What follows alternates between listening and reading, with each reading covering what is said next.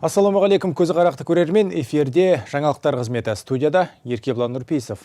Маңғыстауда білім беру ұйымдары басшыларының заңсыз әрекеттері әшкере болды. Кейбір директорлар сабақ бермесе де басқа мектептерден айлық алып отырған. Құзырлы орган өкілдері осындай заңсыздыққа жол берген 3 педагогты анықтады. Олардың бірі облыстық білім басқармасының қызметкері.